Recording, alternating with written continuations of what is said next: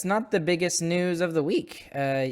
Normally, that would probably be the biggest news of the week. But obviously, the biggest news of the week is that Montreal did not match the offer sheet to keep Jesperi Kotkaniemi in Montreal. So now Kotkaniemi, a 21-year-old, is a member of the Carolina Hurricanes. So going the other way, Carolina gave Montreal a first and a third round pick. What do you think, Chris? Thoughts on that? Yep, it was the right move by Montreal. It's a good move by Carolina too, because they steal the guy and they're most likely going to re-sign him this year too. So they have a really good guy that has a lot of upside, who's really young, who's going to make a difference right now too. So I think I don't know, but either way, Carolina's had a really weird offseason.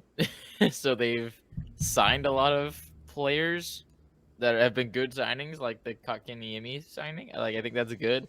And then they've let players go that make no sense, like their young goalie. All And three goaltenders are gone. yeah, all three All goaltenders are three gone goaltenders are now. gone. And then they And signed two brand new ones just out of nowhere. And it's like, yeah, I don't. You're right. You're right. At least with the Stars, it was sort of kind of predictable because, Nil wasn't going to make any giant signings. yeah. But, still, it's like, I don't know. Except for the Holtby thing, but we'll get to that in a minute. Yeah, we'll get to that in a second. I have 5 questions. Okay, so the main reason why I believe he even was offered $6 million is just because of where he was drafted in 2018. He was drafted third overall in the first round in 2018.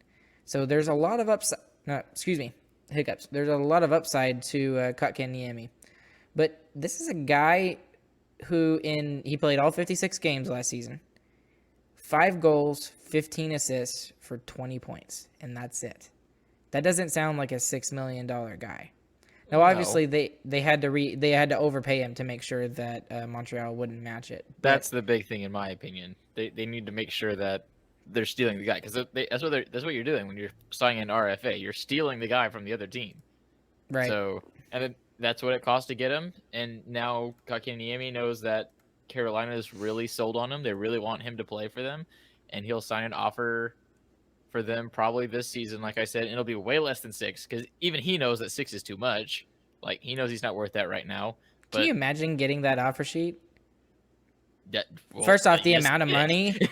First, the amount of money, and then the fact that there's a $20 signing bonus, and then you know exactly what's going on. I don't care what kind of signing bonus is on it. It was awesome. It was It's already hilarious. got $6 million written on it. So 6.1, even over 6 million. yeah. So a lot of questions surrounding Kotkaniemi is what he's going to be able to do with the Carolina Hurricanes this upcoming season. So the big issue that a lot of Montreal Canadian fans had with him is the fact that he had him play the center role. Ducharme and whoever else was the coach at the time. He played the center role as a really young guy. And, the center role is a very prominent, very important position. They have much more responsibilities than a winger. And normally what happens is that with a young guy like that, you throw him on the wing and allow him to kind of, feel his way into the NHL, give him less responsibility. And then when you think he's ready, then move him to the center slot.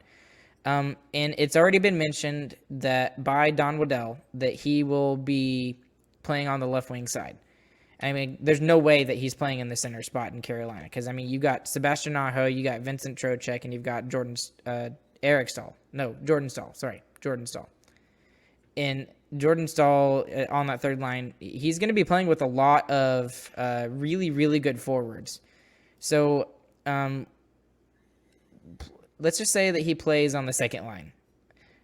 How many points does he get? How many goals does he get? What's the expectation for him? Any idea?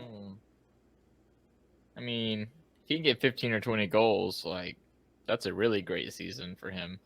I mean, you don't expect too much, and he's going to be signed to be a second line kind of guy. But his big upside is he's only 21, and he was already a big part of Montreal, and it's a really high risk, high reward play. So I think it's a great risk. I think I think he's a really good guy. I think he's going to develop into something good, and I think he showed that last year that it's not like it's not an if thing really anymore. It's kind of when and how much. So he's gonna be a top 6 guy. It's just where in the 6 is he gonna be, and how good exactly can he get, and that's up to him.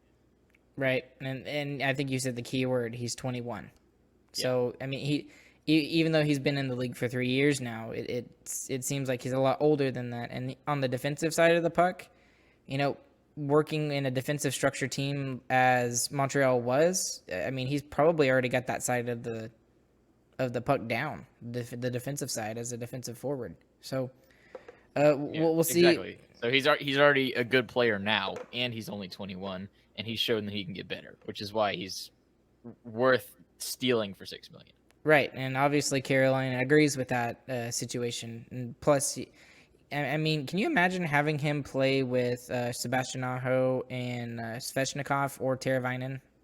Either one of those guys on the right wing side. That's a pretty good first line. Kotkaniemi, Sebastian Aho, and then either Teravainen or Svechnikov. So I'd take it. that's scary. That's a really, really scary, young and very fast line. So we'll see what Kotkaniemi does in Carolina, and good luck to him as he